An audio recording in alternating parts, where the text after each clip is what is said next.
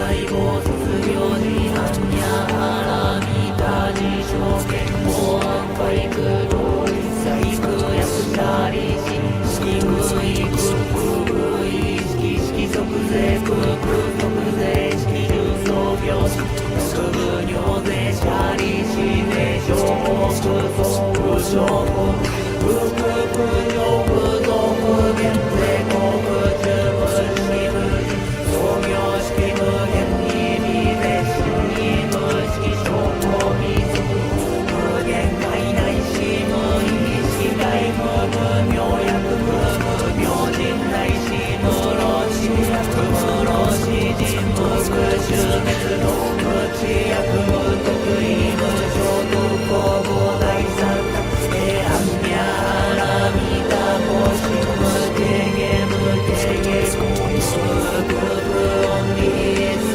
天道無即行で完全勝物へアンニャハラミタポクラノクタ三脈三宝大統治アンニャハラミタ税大二種税大名種税無上種税無東道種無上一切不真実無法説アンニャハラミタ種説種圧ギャテギャテハラギャテハソギャテオリソワタアンニャシンド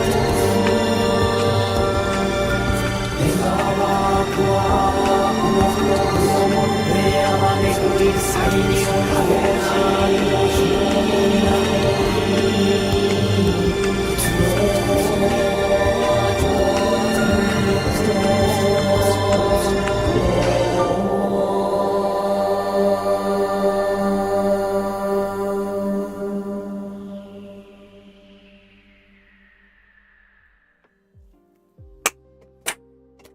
And welcome, ladies and gentlemen, back to the Valley of the Judged.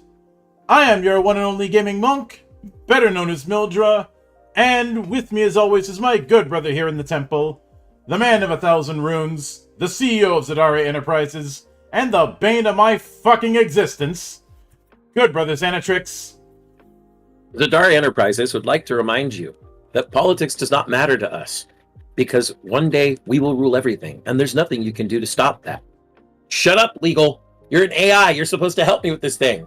Evil AI overlord shit. Come on.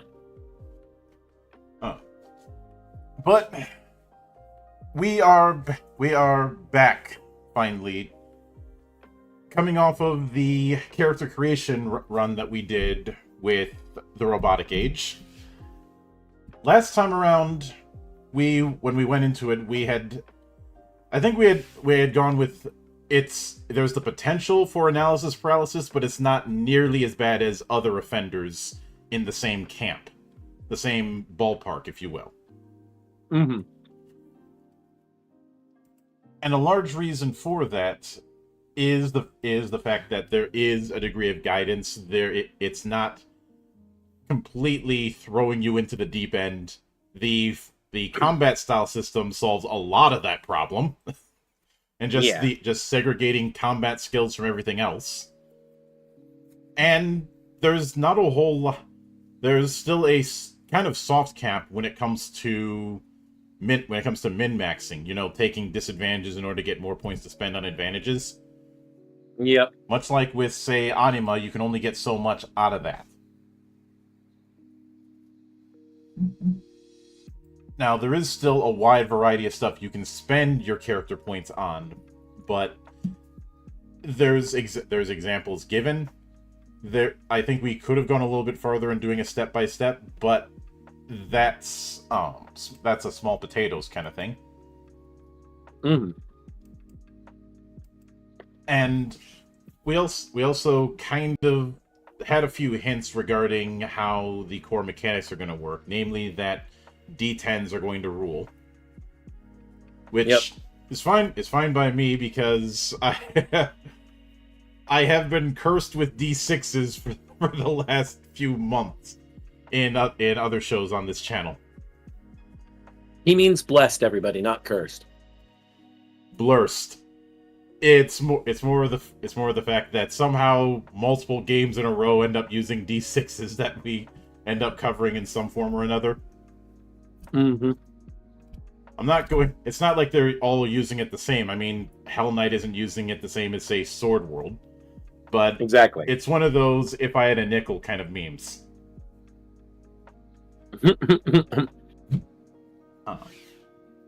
Which I can guarantee you that the next couple of games after Robotech, when it comes to Cloister, will not have D6s as their primary mechanic. One of them will have D6s. That's just not going to be the sole thing it has.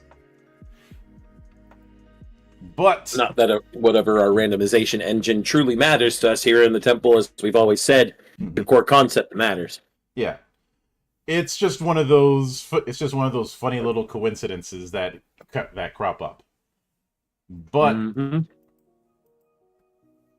that brings us to today's matter when it comes to the robotic age. This time tackling the rules and combat systems, and combat is definitely the focus. I already said elsewhere that I think this game could be used to run a Mega Man X style campaign. Mega Man, even Zero and ZX if you really want to push it. Oh, you could definitely use Zero. Yeah. ZX, that might be a little bit tricky because of all the form switching. I mean, stance dancing, Monk. It's all stance dancing. Yeah. And maybe the fire form will actually be useful here instead of in ZX.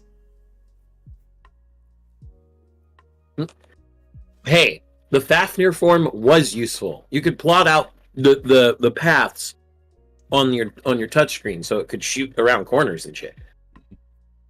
Yeah. But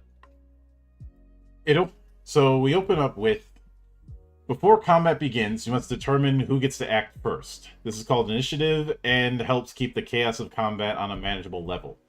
When combat beings, there's a typo, your GM should call for initiative rolls from everyone participating in the fight. And when it comes to initiative rolls, I will hand it off to you. Mm-hmm. For initiative, you roll 1d10 and add the total value of your increased speed or increased agility. If you have the reflex dash upgrade, double the value of your die roll before adding your increased speed or agility. This total value is your initiative. Mm-hmm. The person with the highest total initiative takes their turn first, followed by the second highest, and so on. In case of tie, the person with the highest increased speed goes first. If still a tie, the person with the highest increased agility goes first. And if that's still a tie, then flip a coin. Yep, that's what I'd say. And if the coin lands on its edge, shake the If the table. coin lands on its edge, if the coin lands on its edge, you're no longer playing a game with normal people. That is Sora and Shiro from fucking No Game No Life, and you fell for their trick. I was gonna go with Kane, but that works too. I'm gonna go weeb on it. Full weeb. Well, it fits the subject matter here. Yeah. So the next part, though, is fighting styles. Yep. Which means you determine your fighting style after your initiative. That's cool. That means that if you get a bad initiative you can use, and you have one of the fighting styles that doesn't really care about your initiative in the first place on one of its effects, mm-hmm. you can choose just to use that effect.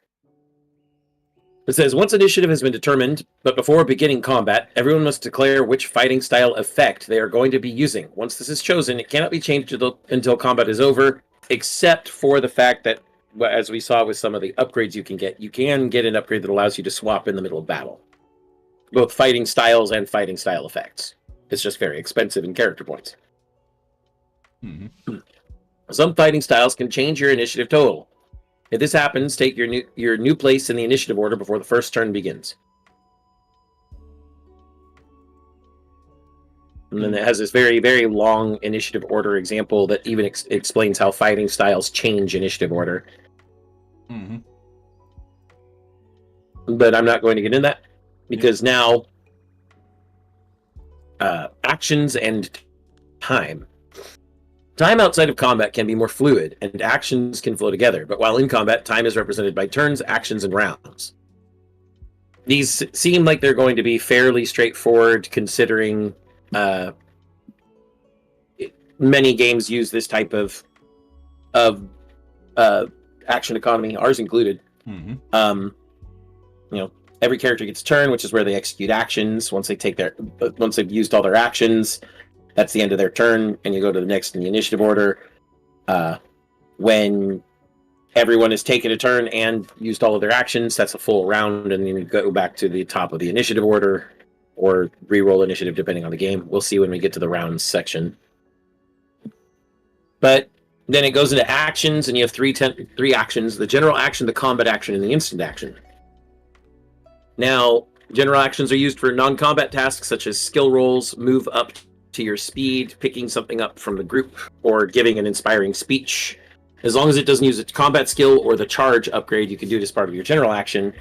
Combat actions are, well, exactly what they say on the tin. If you want to attack, perform combat analysis, charge your weapon, etc. But you can also technically sacrifice your combat action for another general action if necessary. And instant action is considered shouting a couple of orders, or taking a quick look, or dropping what you're holding are called considered instant actions. And then finally, a round, as I stated earlier, everybody takes their turn, you get to the bottom of the initiative, everybody's done. That's the end of the round, and you go back to the top of the initiative order for the next round. And then a round usually takes in-game 10 seconds. 10 seconds will have passed when a round is finished. Mm-hmm. And it looks like there's no changing the initiative after the first roll, so it looks like you just go back to the top of the initiative order. Yep. And then finally, before I pass it off to you, we have this last section about extended actions, which an action takes more than one turn, such as hacking, running as fast as you can for a long period, or lifting something heavy so an ally can get through. And so since it uses up turns, or in this case rounds, your extended action can be measured very precisely if you're using combat round timing of 10 seconds per round, but if you're outside of combat, it could be more fluid. And you have to keep doing it in order to succeed at whatever's going on. Mm-hmm. Very, very, very, very, very universal stuff, I would say. Stuff you'll see in other games too. Yeah. So I'd say when it comes to action economy, it's pretty standard. It's not reinventing the wheel here. Yeah. But then we get to rolling the dice. Now that we know who is doing what and when, it's time to roll some dice. There are two kinds of rolls to make in the robotic age, opposed and unopposed. Both require a pair of percentile or D100 dice. So I wasn't too far off when I said it was going to be D10 based, because nobody rolls 100-sided dice. And if you do, it's not at our tables. Mm-hmm. Stuff like that should be reserved for swinging at the driving range at any golf course in America, or anywhere that you could find a golf course. Even those Golden Tee arcade games will count. Yes. But first we have unopposed roll. An unopposed roll happens when you are trying to do something difficult and no one is trying to or is able to stop you. Determine which skill or ability you're using and then roll the percentile dice. If your roll is less than or equal to the value of the skill, then the action is successful. Otherwise, it's considered a failure. So, pretty standard fare if anyone's played any of the major Warhammer TTRPGs, with a couple exceptions, as well as pretty much everything that's come in out or around of the basic role-playing system. Those are going to be the two big entries people are going to be familiar with when it comes to percentile rolls. Yep. Percentage-based roll under is a pretty common staple. Mm-hmm. I'm aware that TSR flirted with it with stuff like Boot Hill, but when you ask a people about percentile rolls, 9 times out of 10 they're going to bring up Call of Cthulhu, which is using basic role playing. Yep. Then we have opposed roles. An opposed role is when you're trying to do something that someone can actively prevent. Your role is done in the same manner as an unopposed role. However, if you succeed, then your opponent rolls an appropriate skill determined by the GM to try and stop you. If both rolls are successful, the players compare their skill levels, and the character with the higher level wins. The most common kind of opposed rolls will be during combat. Ranged, melee versus deflect, dodge. But it could also be hacking versus hacking, or stealth versus increased perception. Ties go to the defender. Note, deflect and dodge reduce by 5 levels with each use during a single round. You can't dodge.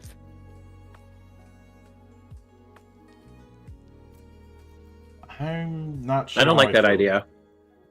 I've seen this kind of thing before of escalating penalties the more you use dodge, but I feel like, given that that's going to be one of your primary defenses,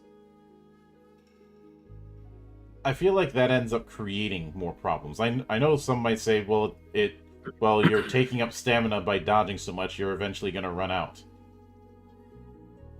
I feel like this is a game that thematically shouldn't be leaning towards defensive combat. Now, if we were covering something that was emulating a Souls-like and it did something like that, okay, that I could understand. But yeah, when you look at the inspirations, you look at what it's trying to evoke, I'm not sure if that is something I can really jive with. I don't like a degrading defense like that, because it doesn't future-proof properly. Especially if you're fighting something like a swarm or a big boss with multiple actions and attacks and stuff. Mm-hmm.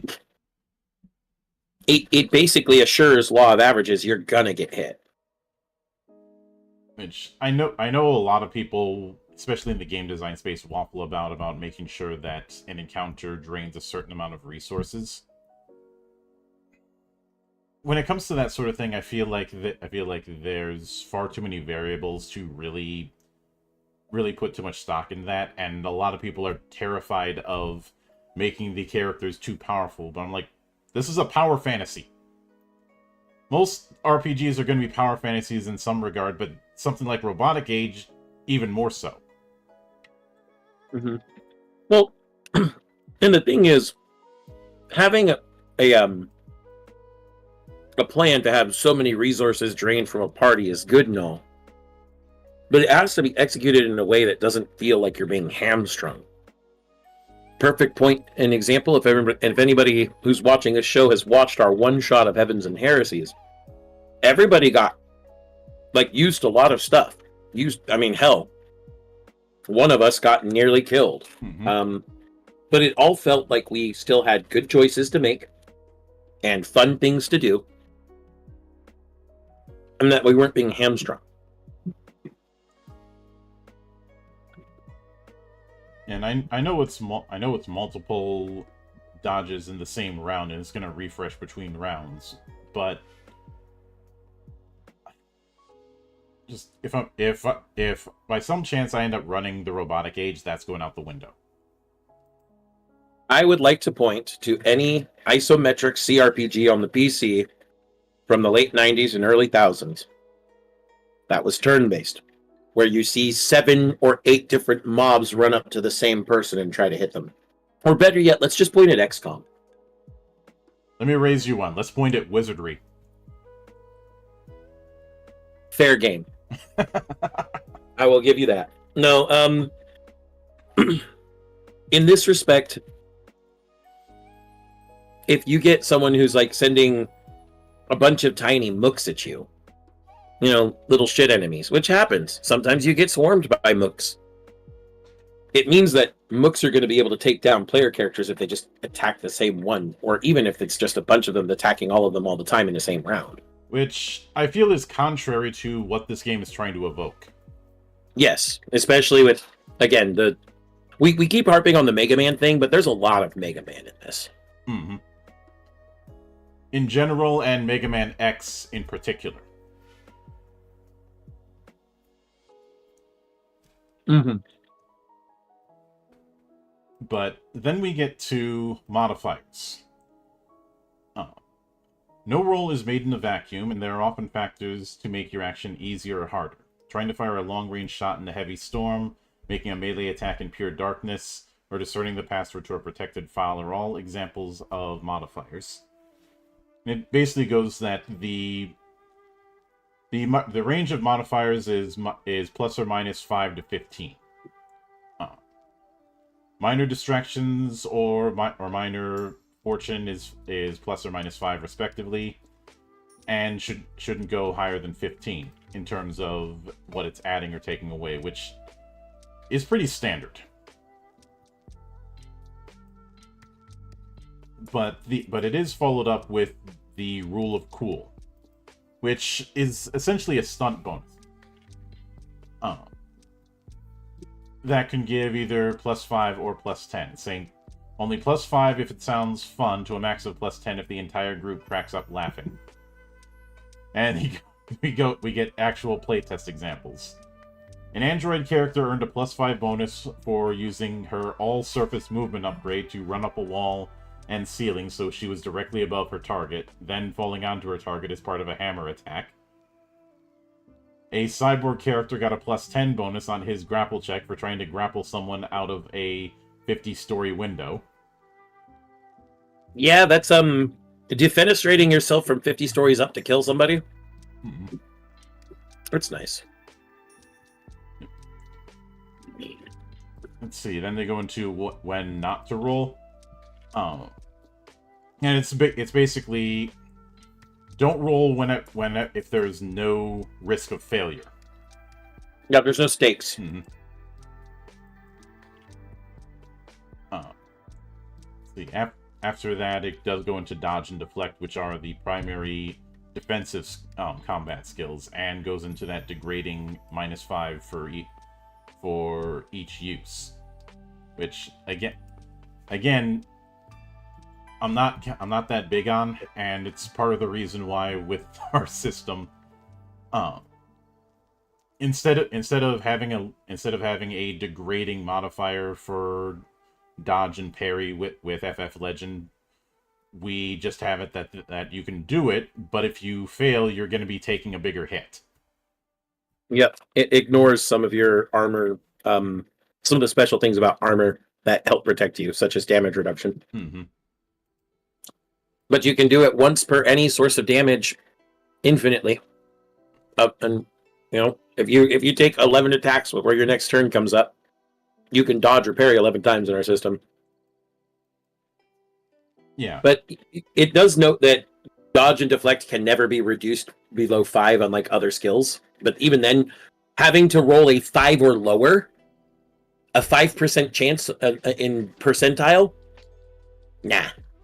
Miss me with that shit. Mm-hmm. Then With that, we move on to damage. Yeah, and I'll let you take that. By now, you know how to hit someone and how to avoid being hit. If this were a game of tag, that would be all you need to know. But this is a game of cyborgs with rocket launchers fighting androids with energy blades. So you need to know how to deal real damage. Damage in this game is measured in power levels, and each power level represents 1d10 worth of structure damage unless otherwise noted. Sometimes you may get bonuses to damage, like using increased strength with a melee weapon, but these are all added in after all power levels have been rolled. Once the total damage has been calculated, you then reduce it by a number equal to the target's armor value. So, as we discussed previously, armor is soak. Mm-hmm. Then it mentions a vital hit.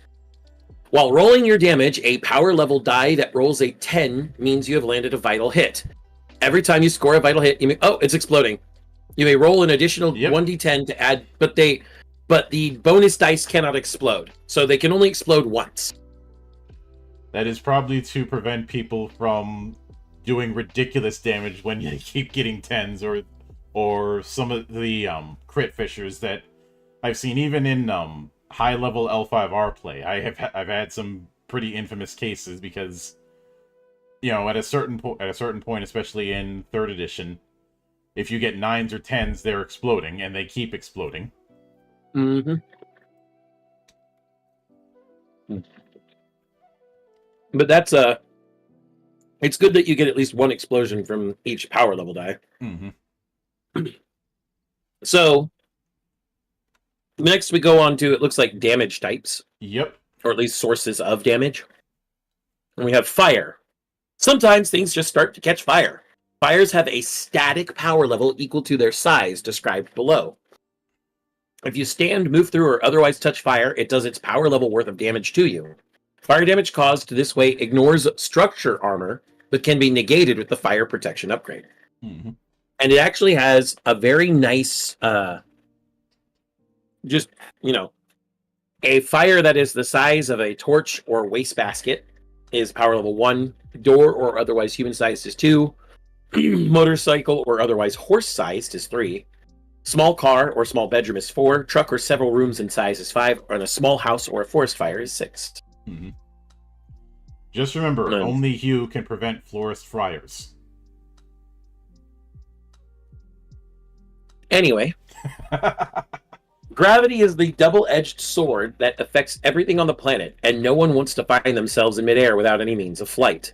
Falling usually happens when you are knocked or thrown off of something. I think it means knocked down or thrown off of something. Mm-hmm. You are considered to hit the ground in the same round you fell. If you fell for more than 10 seconds that are in each round, you would be falling at least 500 yards.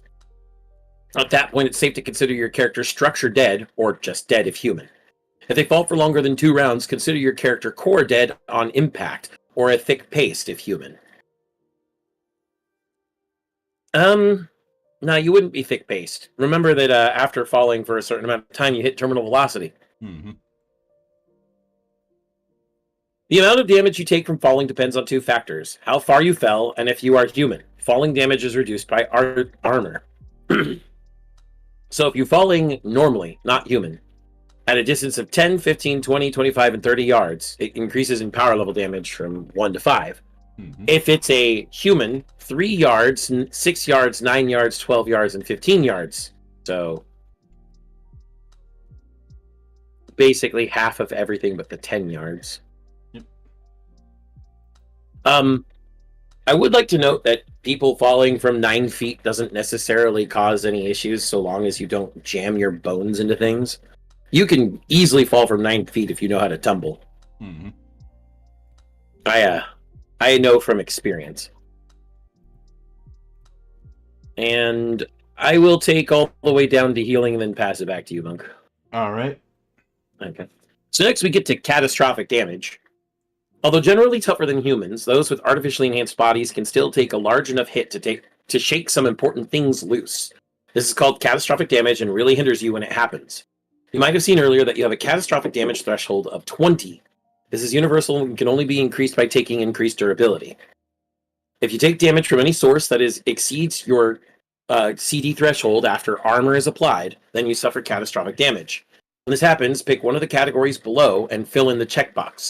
That system is now broken and needs to be repaired. If this damage was caused by a called shot, then the attacker gets to choose which category is damaged. So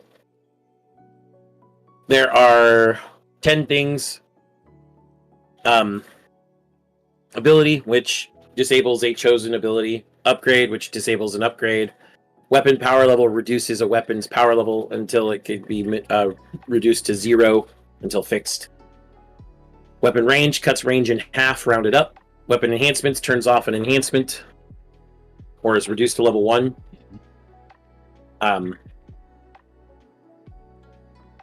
No, hold on. All of the enhancements on the weapons are reduced to level 1 if they were higher, or turned off if not. Excuse me. Baseline speed reduces baseline speed to half. Baseline lifting reduces baseline lifting in half. Baseline meaning before abilities are applied. Same with baseline jumping, reduces baseline vertical and horizontal jumps by half.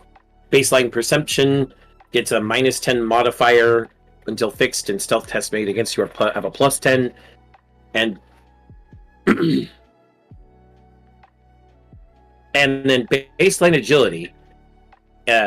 Any damage taken causes you to make an increased agility roll. If you fail, you lose balance and fall to the ground. A general action is required to stand back up, and others get a +5 modifier to hit you while you are down. I don't like that baseline agility one. Something that causes you to just go prone if you take any damage and miss a roll. All catastrophic damage is gone once the character is healed by a repair or first aid roll. And you can do a repair on first aid as a combat action if you need repair in combat.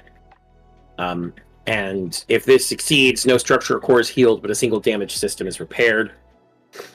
Mm-hmm. Then we have damaging equipment.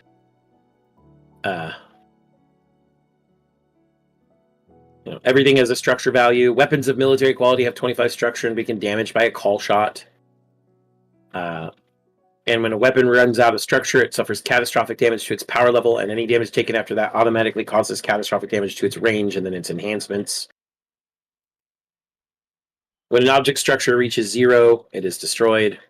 And it has a nice little table about objects and their structure, such as glass and tires having 5, wooden doors or handcuffs having 10, stone pillars or a large boulder having 20, a truck engine having 35, a steel door or concrete wall having 40, and reinforced titanium security shutters having 60. And that goes off to healing on you there, Monk. I will note when it comes to the whole damaging equipment thing, that's whenever that comes up in games, that's one of those things, if need be, I will dramatically hand wave. Because we all have at least one story of someone trying to do the breaking through a door to break into a place and the door wins. Because they had to do it as an attack roll. Mm-hmm. Mm-hmm.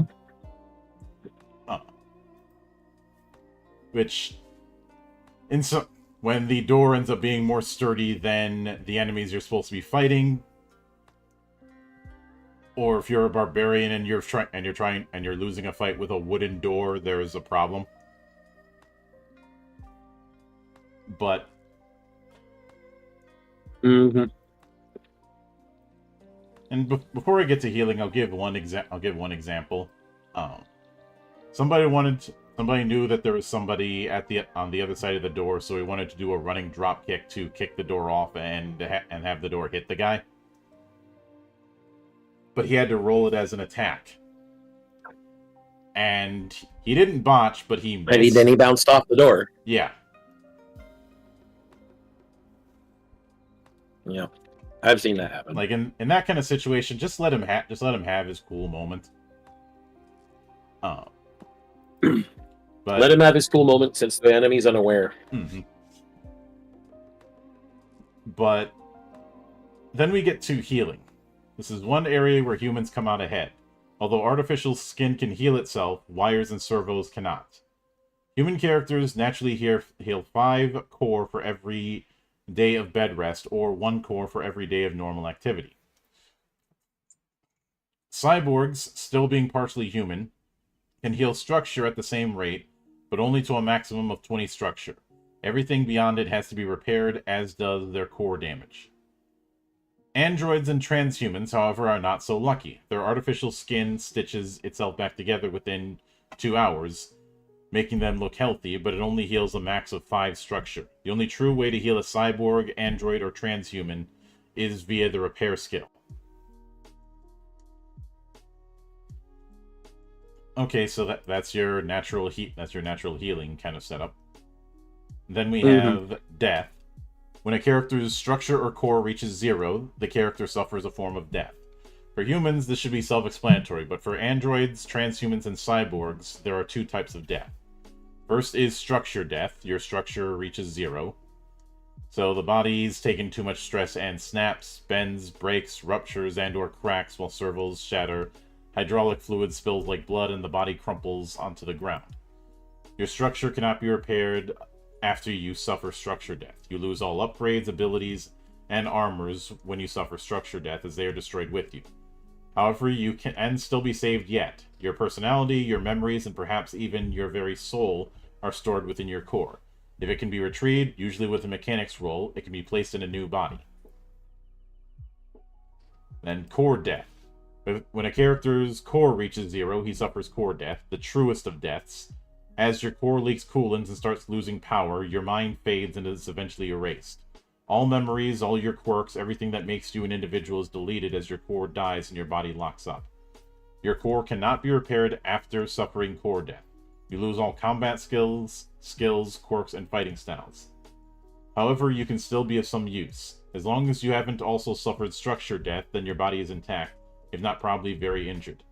Someone else's core can be placed inside it, and they can live anew in your old body. Think of it as being an organ donor.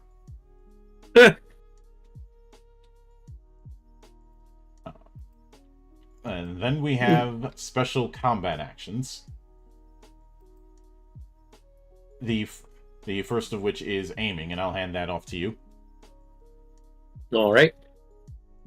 An extra second to line up an attack can turn a miss into a hit. Your character, as a general action, can take extra time to make sure his attack strikes where he needs it. When you aim, your next combat action gains a +10 modifier to your ranged, melee, and unarmed combat skills. This bonus must be used before the end of your turn, or it's lost. Then we have double aiming. Some fighting styles will allow your character to have extra actions, which makes it possible to aim with 2 actions and attack with a third. This gives you a total of +20 to your combat skills until the end of your next turn. However, you should weigh the consequences of losing that extra action. Then we have called shots. Mm-hmm. So you voluntarily take a negative modifier on your attack roll in order to hit a specific part of your enemy. Then they can be divided into tricky and pinpoint. And it's GM call for what kind of called shot is required for it to what to do. Mm-hmm. A tricky called shot gives a -10 modifier, but allows you to bypass handheld shields or hit exposed exosuits or exosuit pilots. And a pinpoint called shot gives a -15 modifier, but allows you to hit smaller things like a handheld weapon, or like a held weapon or a camera nestled in armor. I'd like a few more examples. Yeah, especially since I'm not sure what the dividing line between tricky and pinpoint is. Mm-hmm. Like, I'm going to bring up our half-year trauma monk. In Planetbound, there are very clear delineations of what each, difficulty level for how small or big the target you're trying to hit is. Mm-hmm. As part of the modifiers to your eventual die roll. The die strength system is ingenious, but I'm not going to go through explaining it in the minutiae here because we already did that. We've been there, we've done that, we got the t-shirt, and it was one size too small because nobody knows how to do XXL these days. Yeah, I order XXX these days. Also, not only did we get the t-shirt, but there's a nice and shiny book I'm looking at. Yeah. We have the Attack of Last Resort. It is possible to find yourself without a weapon, surrounded by enemies with no way to escape. At any time, even if you haven't bought an unarmed weapon, you can still punch, kick, and headbutt. These are called Attacks of Last Resort, and they are considered to have a power level of 0.5, aka 1d5. You still add your increased strength bonus to the damage of Attacks of Last Resort. I'm not sure I like that either. Because if you're an android or transhuman, your body is a rigid and solid structure. Why wouldn't it at least be power level 1? I can understand being power level 0.5 if you're a human. Mm-hmm. And you haven't, say, modified your arms or something. But then you're a cyborg at that point. Yeah, but how many times have we seen androids or cyborgs that are willing to go full fisticuffs in various manga? Hell, since I brought up Go ahead. Since I brought up Mega Man Zero earlier, let's not forget that you had the Z Knuckle, which was the grappling option. And the only thing I have to respond with, Monk, the quintessential example, especially since it's also from one of the other inspirations, David Martinez. Yeah. Also, I've now given everybody who has PTSD a traumatic flashback. Have fun, Edge Runners! Oh. But then we get to, of course, grappling. Yep. If you need to hold someone down, then it's time for a grappling roll. To grapple someone, just roll an unarmed attack roll with a -5 modifier. The defender is allowed to try to dodge, but cannot deflect this kind of attack. His kind of attack, it's supposed to be this. Mm-hmm. If the attacker wins, the two are now grappling. Neither may dodge or deflect, move from their current position, or attack anyone other than their grappling partner.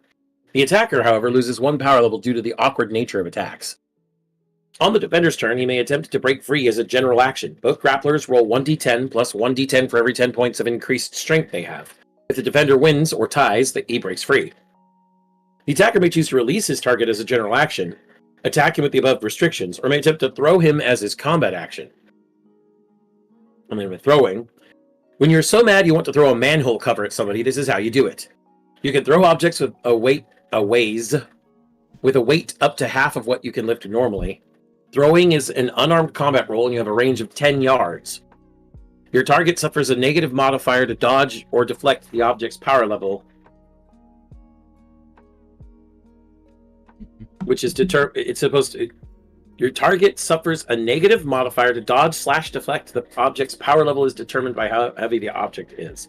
There's supposed to be a period in there. Either that or a word. Like, your target suffers a negative modifier to dodge or deflect based on how and the object's power level are determined by how heavy the object is, or something like that. It needs to be rewritten just a little bit.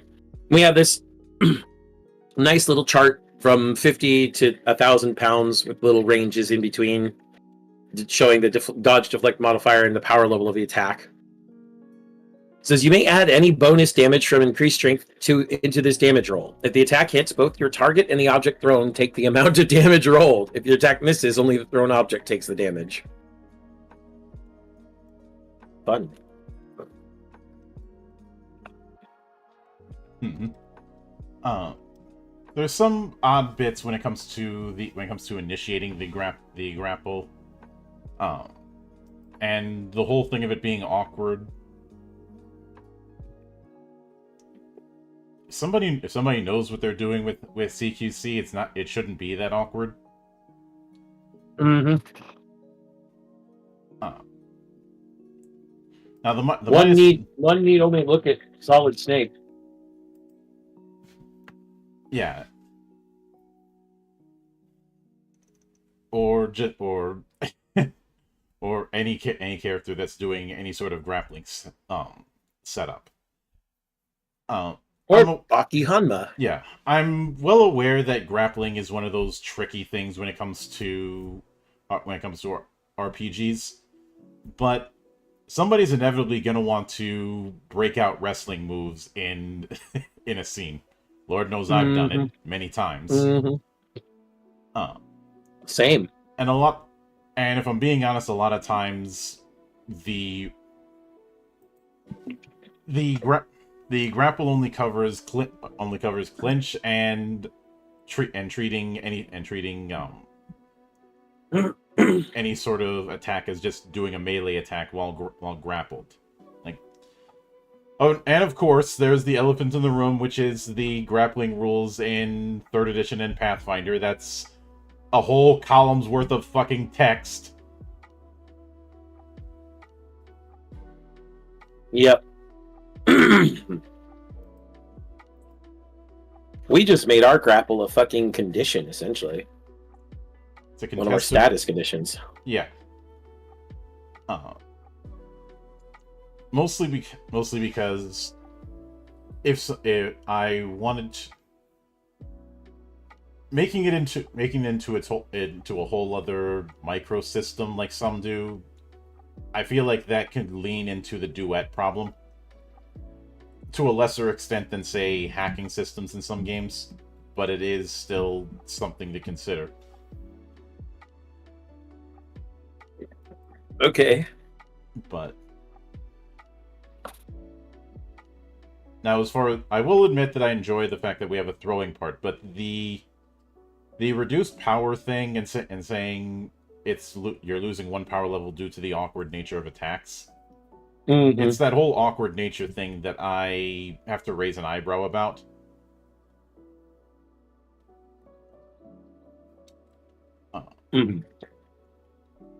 especially since one of the fighting styles is Juggernaut. And in fighting games, if you have the bigger character in it, there are two words that are going to be that are coming out of the mouth of everybody in the FGC looking at that character. Command grab. Yeah. So I'm just saying. But I think I'll take corruption. Okay. So corruption in your programming can cause unexpected errors and even cause a crash. Now, if that program is highly advanced and self-aware, very bad things can happen when he goes off kilter. No matter if your mind is organic or artificial, corruption can manifest from emotional trauma, stress, regrets, and mistakes can weigh heavy on a character's mind. I forgot the period there. Poisoning thoughts and conflicting with programming. If the weight gets too heavy, then the mind snaps, and you hope that mind wasn't attached to any high-powered weaponry. So first we have increasing corruption value. As you play, your character makes some very tough decisions and must live with the consequences. When your character does something he may regret later, mark one of the boxes in the corruption value bar.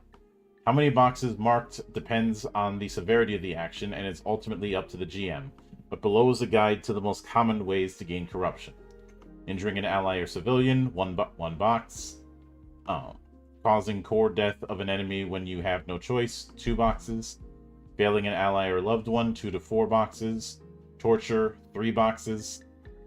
Suffering structure death, 4 boxes. Causing core death of an enemy when not necessary, 4 boxes. Causing core death of an ally or civilian, 4 boxes. I will probably have these as a GM's call kind of thing. It seems like it mostly is.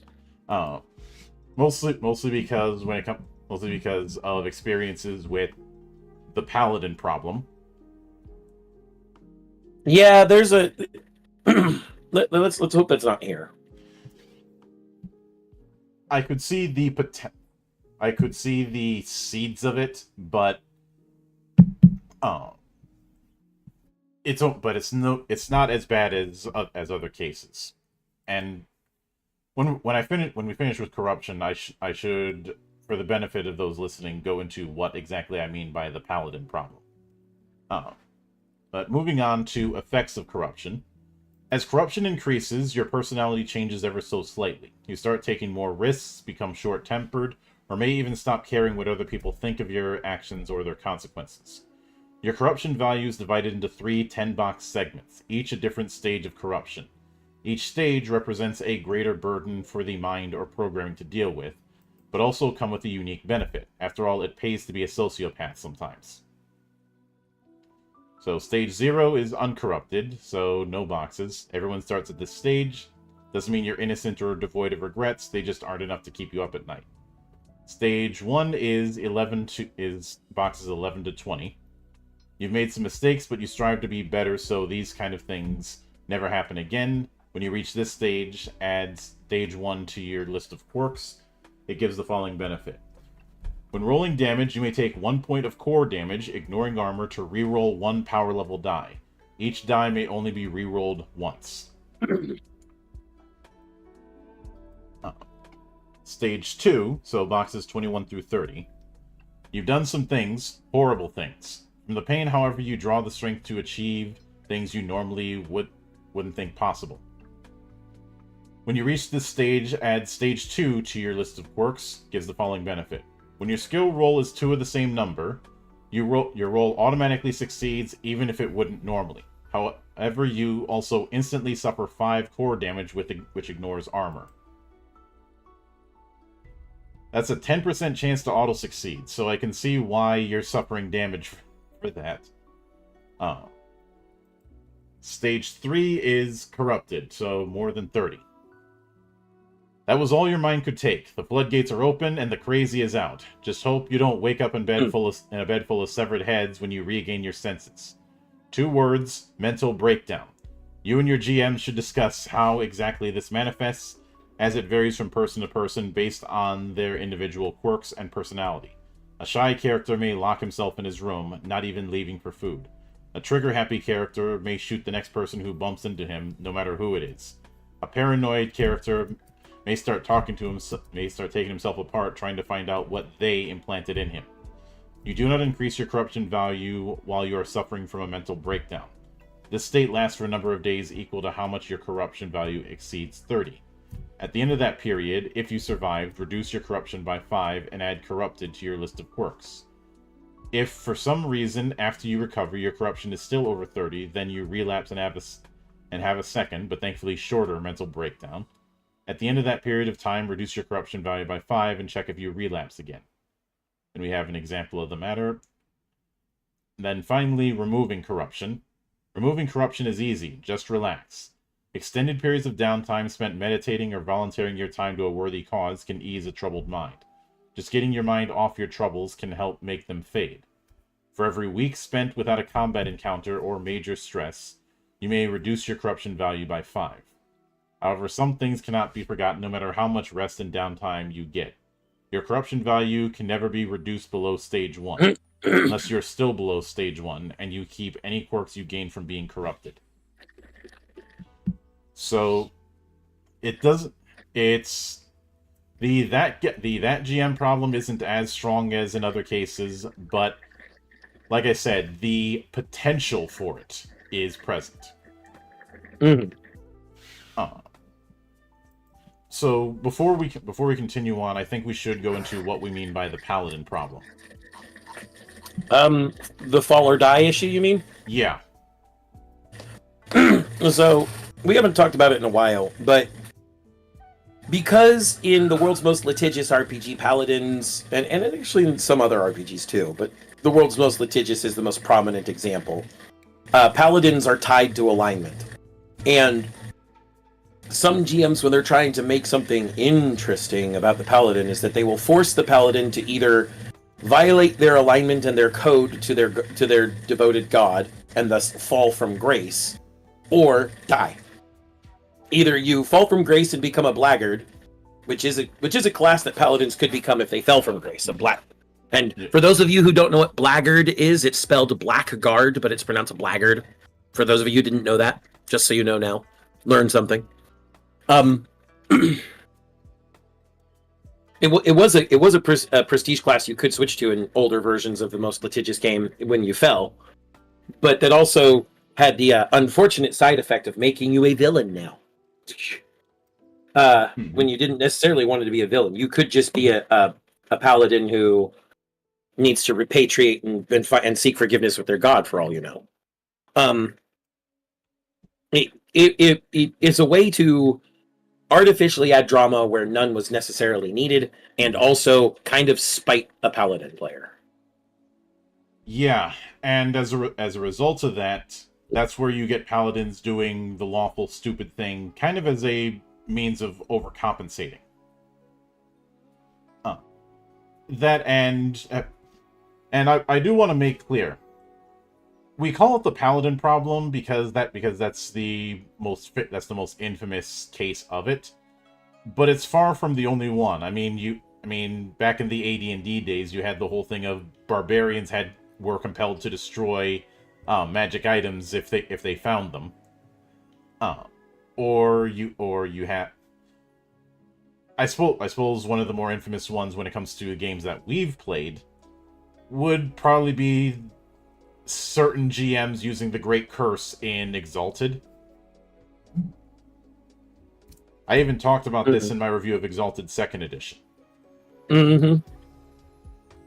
And this is a problem that is well known within the community.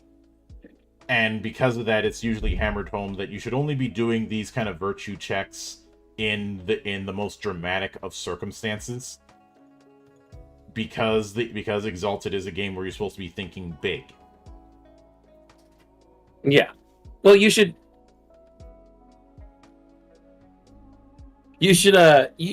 this sort of dramatic thing. First of all, if you're a good GM and you're in a good play group and you know what your play group wants and they know what to expect from you, it should be whether it's an option or not should depend on that. It's a table by table, group by group thing. But secondly, no matter whether it's Exalted or another game, that it should be a very powerful, impactful moment, because the character that it's happening to needs to feel like the stakes do mean something.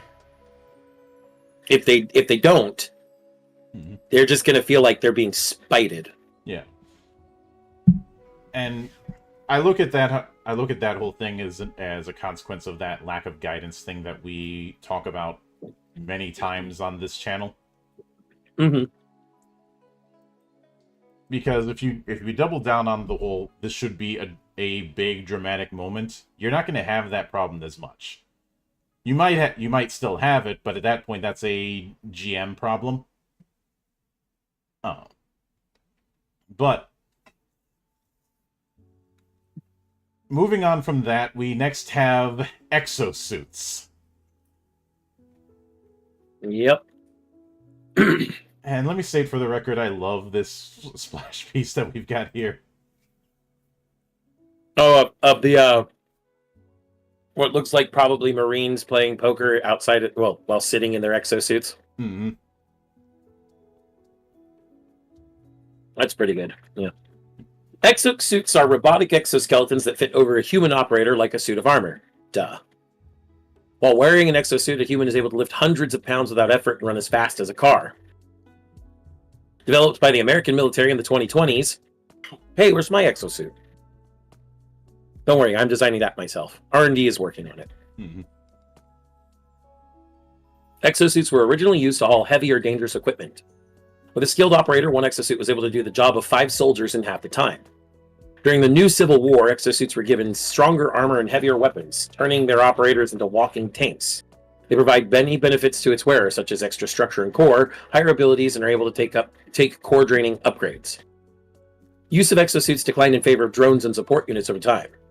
Exosuit technology was sold to construction, shipping companies, and hospitals to help restore mobility to those in need. Ironically, their resurgence didn't come until after the rise of androids, primarily to bring humans on par with their mechanical peers without requiring dangerous surgery. Some simply prefer a job to be done by a human than a support unit or android. Give me a second. Mm-hmm. Needed to hydrate. Hail hydrate. Indeed. The standard exosuit design clamps over the torso, lower legs, and lower arms, while combat suits can include a helmet to further protect the operator. Variants are common, and many people customize their exosuits for maximum performance or to fit their personalities. Due to the extra bolt added to the wearer, exosuits add 200 pounds onto the wearer and cannot fit through single doorways. Exosuits are usable by anyone and require no special skills to utilize. Depending on the model, the operator can control the exosuit with buttons inside their gloves, a voice command module, or a cybernetic implant allowing direct connection to the operator's nervous system. Once an operator is used to the control method, working an exosuit can feel as natural as moving their own arms. As a baseline, exosuits have a 50 structure and 50 core. These are tracked separately and are not added to your own. Although it doesn't come with any abilities, abilities for an exosuit have a higher maximum than a standard character. An exosuit may buy abilities up to level 86 rather than the standard 66. While wearing an exosuit, the wearer may use any of its abilities and upgrades normally, but abilities do not stack with the characters. You get either your own abilities or the exosuit's, whichever is higher. While wearing an exosuit, your baseline is considered the same as an android if it wasn't already. This also applies to falling damage. Due to its bulk and different center of gravity, however, you cannot use fighting styles while wearing an exosuit. So the trade-off is exosuit gives you more stiff, but you don't have a fighting style anymore. Mm-hmm. Then, damaging an exosuit. When you take damage in an exosuit, you can choose whether or not to let the exosuit take the damage for you after you are hit before rolling damage. If the exosuit is chosen, it takes all the damage rolled, of course reduced by any armor it may have. Watch out though, your enemy can make a called shot to target you or your exosuit specifically, taking away your choice of how damage is taken. If your exosuit loses all its structure or core, it shuts down. A broken exosuit requires a combat action to take off, and you cannot move or dodge while wearing a broken exosuit. Mm-hmm. Then you have improving an exosuit. You may buy armor, abilities, up and upgrades as normal to improve your exosuit. Because it has its own core, you may even buy upgrades with core drain applied to the exosuit's core rather than your own. When it comes to the character sheet, exosuits have their own separate sheet. Thank goodness. Yep. And they also have some example exosuits that are pre-built here. Mm-hmm. Like we see, and even with their costs, we have a Briar exosuit, which is a military exosuit, a Hermes exosuit, which says it's considered street legal in some countries, a cargo loader exosuit, and a Thunderbird exosuit. So, I just came to a terrifying thought of a bunch of people using Hermes exosuits to do the power armor equivalent of Toge racing. So you're just talking about Kinetica. Got it. But I like Kinetica. I love Kinetica. I have to give everybody that deep cut. And for everyone who doesn't know what the hell Kinetica is, look it up. It's a fantastic PS2 racing game that I don't think got enough attention. No, in part because XG3 came out literally the same month. Yep. But then that leaves support to you there, Monk. Mm-hmm. So support units are the next innovative step from the unmanned drones of the 21st century. These are robots with very limited artificial intelligence that can interpret and follow orders without fear of the unit becoming aware like an android. Support units are extremely common in the 21st century and are present in just about every industry, from building cars to cleaning houses to even warfare. Cleaning units are cheap enough for households to afford. Traffic units can regulate traffic in real time, and garbage units float around major cities collecting litter. Support units are built in almost every shape and can look like giant insects or walking tanks, or robotic pets, or even small metallic humanoids. Almost everyone in the 21st has owned a support unit in their lifetime, even if it was a simple robo-pet. Support units are so popular that they come pre-installed with Cyrospace software, allowing the unit to virtually aid its master as well. Some in the Android community question if using support units is morally right, considering their own servitude in the past. Many feel it is no different than a human owning a dog, but not everyone agrees. Support units can be used both as emergency security and makeshift assassins, prompting some debate over their regulation. However, because of the countless non-combat uses, support unit laws remain lax throughout the world. In combat situations, support units are valuable assets that can act as spotters, fire support, and field medics. They are programmed to follow all orders given by a specific person or a small group to the best of its abilities, and can receive voice commands or orders through wireless communication at almost any range.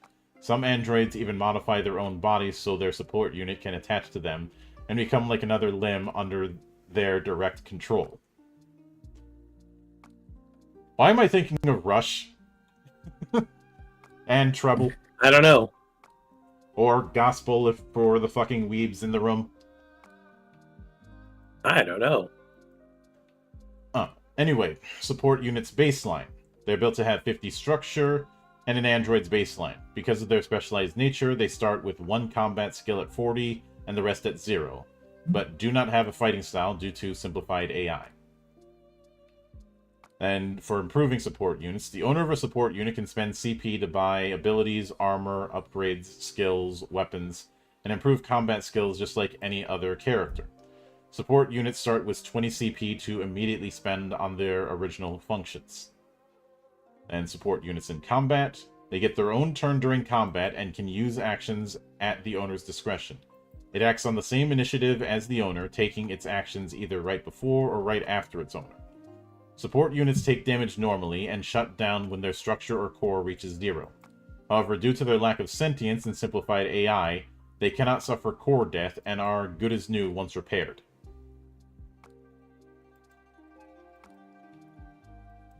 Mm-hmm. So then we have a few examples, like the JED 902, which is the Judicial Enforcement Drone. Is that an Ed 209 reference?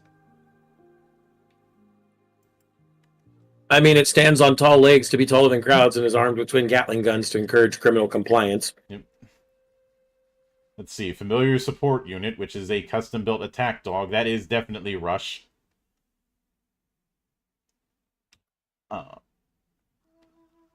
And No, Rush didn't have a bite. That's gospel. yeah, Gospel or Friender. I mean, if we're going to go with Kashern, sir, Render is a good one. And when it comes to the whole androids using support units as an extra limb or something like that, I immediately think of the old any sort of wing attachment in any form of Mazinger. But next is cyberspace, and I will let you take that. I will be back in one moment. All right. Well, as the internet grew and evolved, it seemed to take on physical properties of its own. Soon, the internet covered the world like a thick fog through wireless internet and brain nodes. Now known collectively as cyberspace, the internet can be seen and visited as if it were alternate reality. Some people prefer to spend their time in cyberspace, where they feel they can truly be themselves, rather than the meat space that is the real world. Man, meat space became so popularized. Though there are plenty of devices that can be used to skim cyberspace for information at any time from almost anywhere, you must connect to cyberspace directly to truly experience it. This feature is built into every artificial brain, allowing androids and transhumans to log on from anywhere. But humans and cyborgs must find ports for them to connect. Connection ports are very common, and many stores offer them as a courtesy to paying customers. Of course, though, there are those who get brain surgery just so they can have a wireless connection with them at all times. Cyberspace is huge, often cited as a fully digital reality. You can do some shopping, learn about history, visit amazing places people have built from scratch, play some games on the same trip, and walk around in a body of your choosing. With so many options, is it any wonder the number of people who spend all day plugged in? The human brain, despite its complexity, is unable to process the entirety of cyberspace, which is vast, full of information, and almost always changing. It easily creates a sensory overload to any human brain trying to connect directly. The first attempt to upload a human brain into cyberspace was in 2098. The test subject, whose name was never released, was said to have gone crazy and tried to murder everyone around him. When unplugged, his body fell into a coma from which he never recovered. A few years later, when technology advanced, they tried again, and that person fell into a coma within minutes. The third went comatose in a matter of seconds. Since then, humans and cyborgs have needed special avatars in order to safely explore the entirety of cyberspace. Avatars can be seen as suits you wear to protect you from cyberspace. They can restrict your movement, but they protect your mind from damage and unexpected dangers that may arise. Every time a human or cyborg logs into cyberspace, they are asked to choose an avatar they have created or to create a new one. When you create an avatar, first pick one of the base templates listed below, and then you get a bonus plus 40 character points to personalize it, and you get to choose its appearance from either your own personal files or from the tens of thousands available in the digital market. When using an avatar, you use everything given by the avatar as if it were your own. You keep your own general skills, combat skills, fighting style, and quirks. You cannot use anything else of your original character. If the campaign takes place often or entirely in cyberspace, the GM may allow his players to spend any character points they earn on improving their avatars. The avatar, however, may look like however you like. Some people make theirs show what they consider to be their true self, while others may wish to be an idealized version of what they already look like. The choice is up to the user. And then it has a list of the 5 different core avatars. Mm-hmm. Looks like each has a different specialization. From there, we move to damage and other rule changes, because in cyberspace, things are different. Since there's no physical structure in cyberspace, all damage is done to core and reduced by core armor. Enhancements to elements that normally do damage to core in the real world now do damage to structure instead in the form of feedback traveling through cyberspace and affecting the real body with shocks or spasms.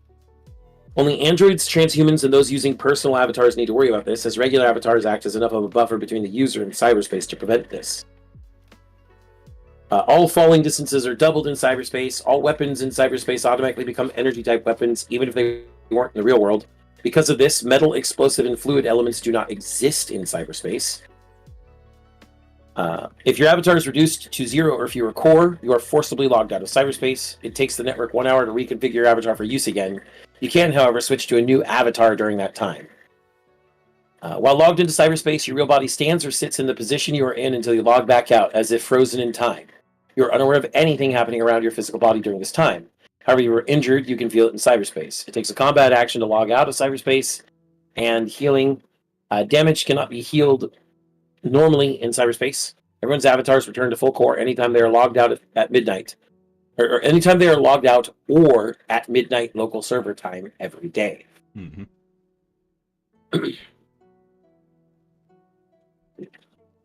Then we have personalized avatars. Androids, transhumans, and anyone with the personalized avatar upgrade do not use the avatar rules as they were stated above. Their avatars are completely personalized and work like their real bodies. You can even personalize your appearance just like a regular avatar. When in cyberspace, androids, transhumans, and those with personalized avatar get in an avatar exactly like their real body.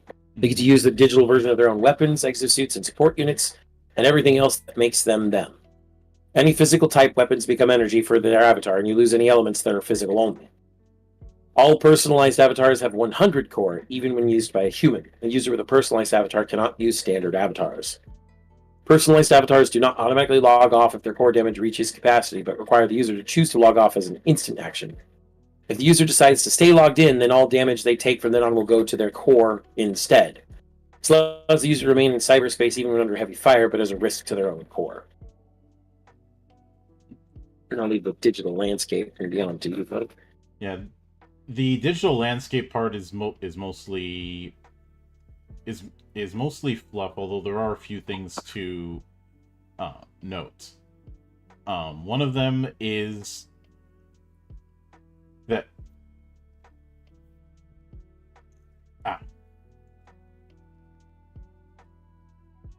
because of how filled the streets of cyberspace are, you can read the registry of anyone you can see as if you succeeded in a combat analysis roll while in cyberspace.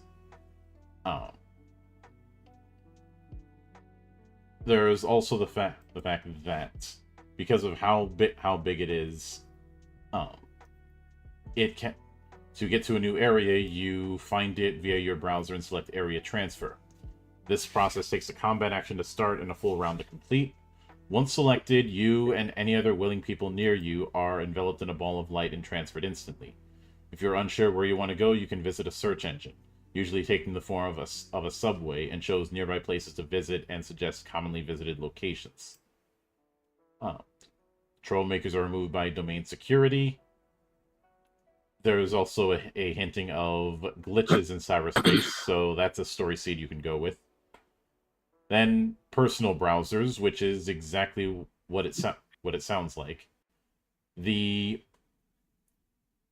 And it can activate a kind of private chat, which creates a bubble around the participants that has 50 core, in order to resist anyone who might go in. And firewalls are exactly what you think they are, although they're described as a foot-thick wall of fire, so quite literal. Firewalls have a power level between 1 and 10, with most businesses being able to afford level 5. They act automatically, and I think there was a bit of a typo there, and hit anything passing through and cannot be dodged or deflected. It gains an amount of power level, armor piercing, and shred equal to its level. Not sure what shred is. We'll probably get to that soon. But it still can be attacked. It has a core equal to 20 times its power level, as well as the fire protection upgrade. When it goes down, it requires a number of rounds equal to 10 minutes minus its power level to turn itself back on. A firewall can only permanently be turned off from inside the domain.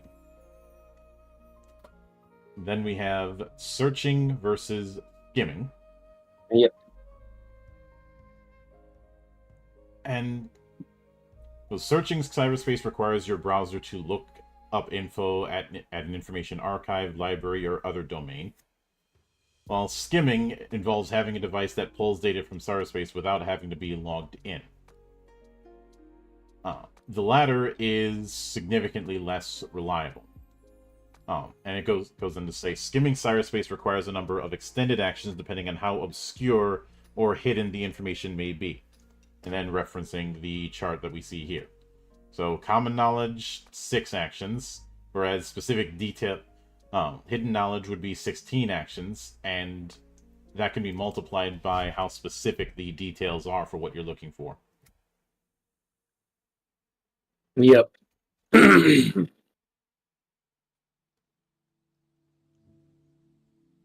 But then we have viruses.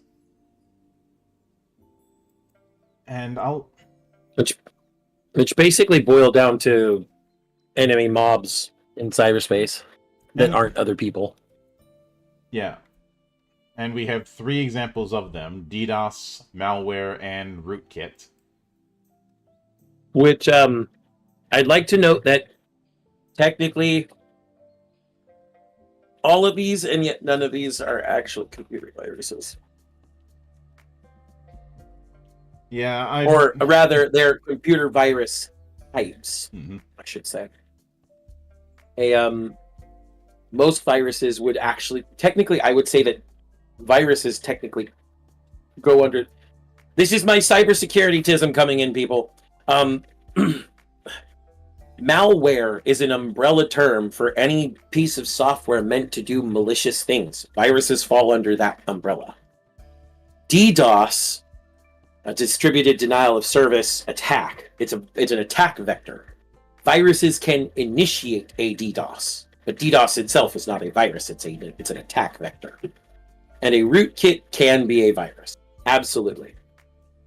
Because it does what a virus does. It's supposed to go in, infect your system, and do stuff at the root level. And at the root level, that means a level of administrative access higher than what your OS will allow. Root level is generally kernel level access. Ring 0. You may have heard it referred to as many different things. So 2 of these are not actually viruses. They're different terms for virus classifications and attack vectors, and one of them is actually a virus. But with that said, I would say the way that the game is treating viruses is akin to it could be akin to, for lack of a better phrase, digital monsters. But also the digital equivalent of support drones, if need be. Something that I came to realize looking at this. There was one particular archetype in Shadowrun 4th edition when it was introduced that was significantly controversial because it felt like it was dipping into the toes of other archetypes, and that was the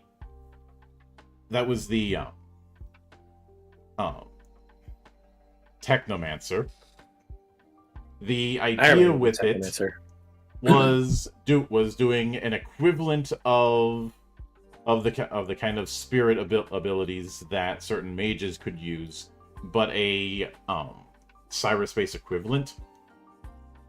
There was a bit of controversy because a lot of people were like, what's the difference between this and a Decker? It didn't help that one of the books that tried to explain how the thing came to be wasn't very good, if I'm being honest. They got better in 5th and 6th, though everybody keeps telling me I should be hating on 6th, and I don't. But once again, the checks didn't clear, assholes. Fuck you, pay me. But I think that particular concept could easily be homebrewed into this system's use of cyberspace, especially regarding the whole custom avatar thing. Yeah. And yeah, they talk early about how they tried to do direct connections and it just resulted in people going into a coma. But I could easily... That's why the avatar was created. Yeah, but I could easily go, what if the coma was just the result of full transfer? That would be an interesting plot note for your own table, Monk. Yeah. Obviously, I'm not expecting that to be canon, but it is something to think about. But when it comes to the core mechanics, I would say the D100 approach is perfectly fine.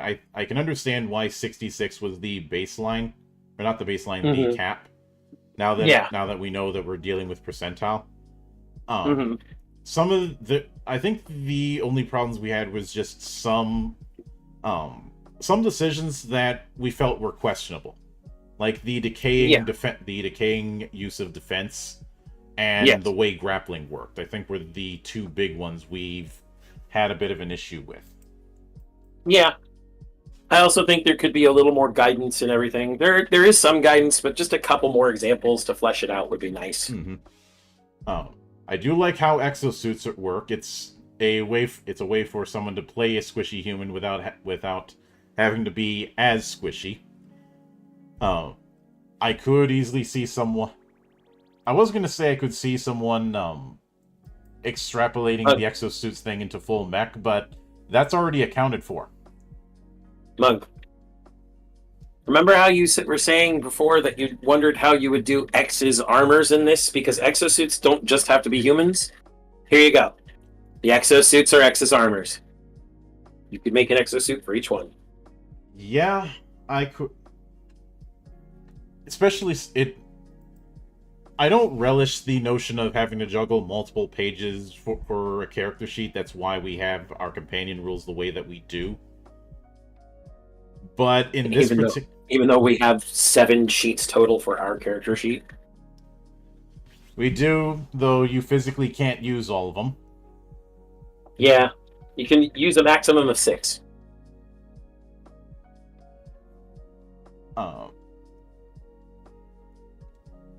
But even with that, the way is certainly there, and like I said, vehicles and support AI have their own page on the character sheet. And a similar thing goes with support units and exosuits. Yep. So it wouldn't require that much of an issue. Something else from the Mega Man X series that I think could easily be done with exosuits here: the ride armors. Yep. The ride armors. An idea that was cool, but so quickly abandoned after X3. Mm-hmm.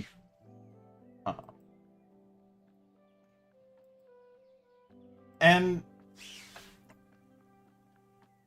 I will admit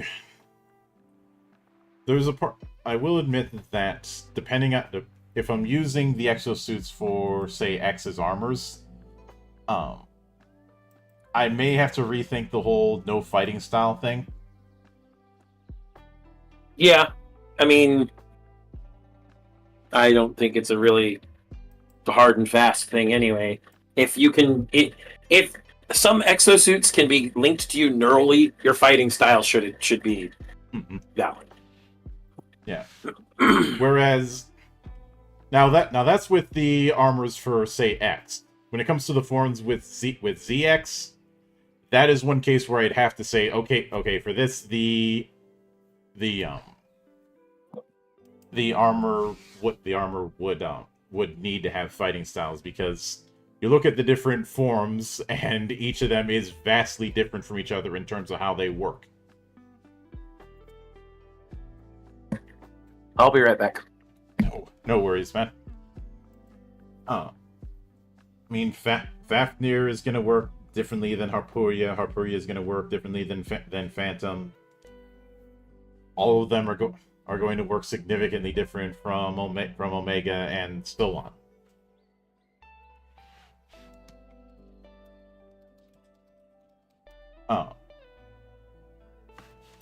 And I will admit that there is still the juggling of points, but that is easily handled. And I think the only case where it might get tricky is when you're dealing with the armors that fly, like, say, Falcon armor. No, there's one of the exosuits has unlimited flying on it, so one of the exosuit examples did, so you could get the Falcon armor. Yep. Yeah, I could certainly see it. But with that in mind, I'd say for the most part, there's not too much that we had in it. Aside from those nitpicks, there's not too much that we had an issue with that we haven't already stated. Yeah, it's very solid. It's a very solid system from what we can see. It has a clear world it's working in, and it has a clear vision it's trying to accomplish.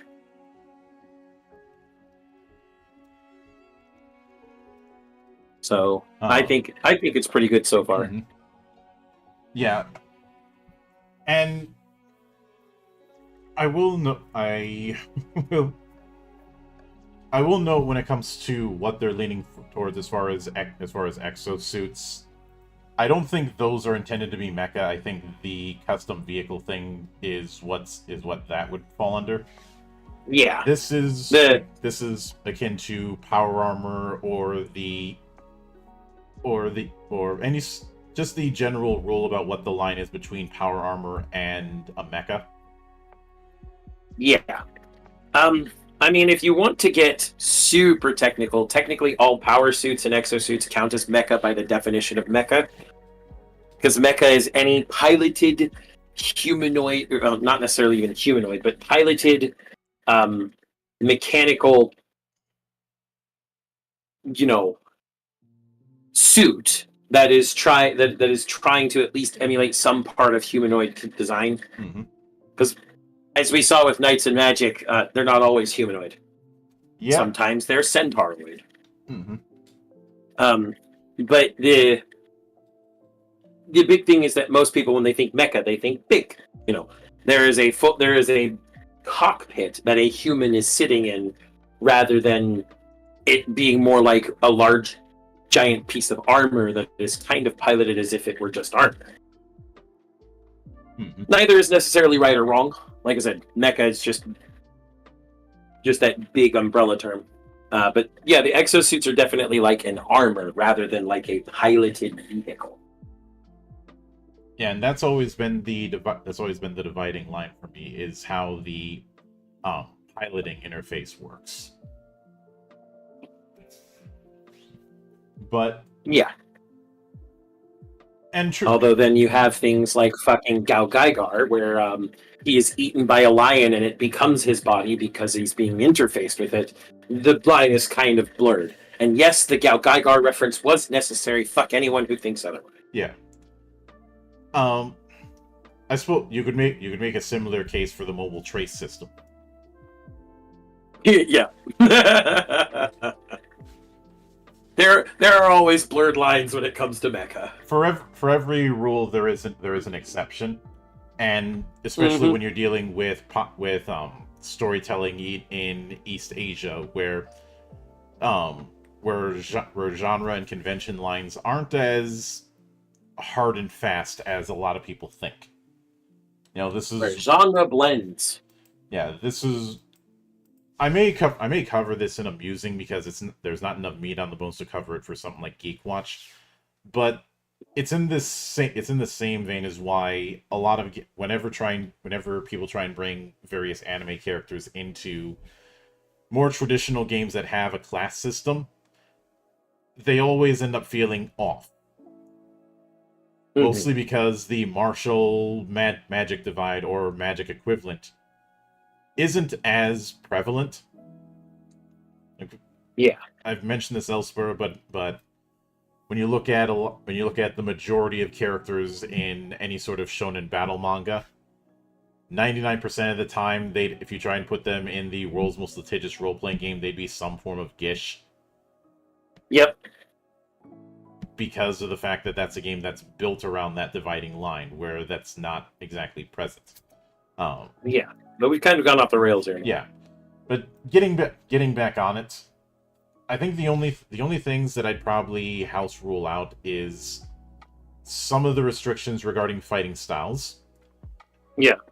Depending on the situation, and and more importantly, and this is one I definitely know I would be situational, the decaying defense penalty. Yeah. No, I get that.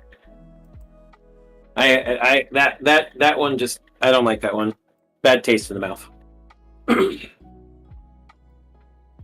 But I think that's everything with the rules in combat, Monk. Yep.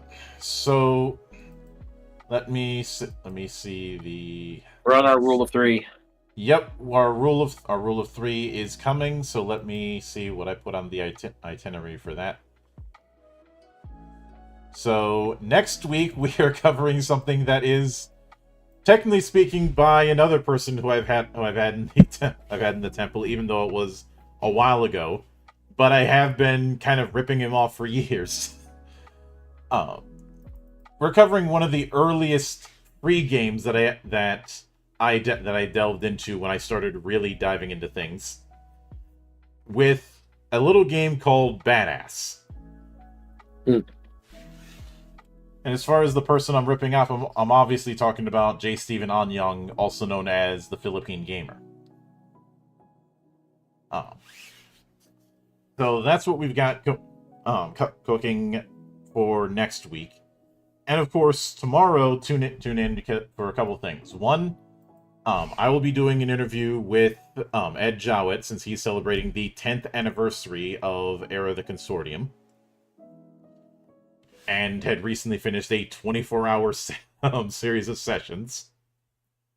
He didn't do all of them himself. It was cycling different GMs, but it was a 24-hour campaign cycling different GMs and players, which is certainly ambitious. Mm-hmm. And of course, a bit after that will be the continuation of the Hannibal War through SMG Robotech. So please look forward to all of that. But until then, on behalf of the good brothers present and not present, my name is Mildra. I am your gaming monk. Stay fucking frosty, everybody.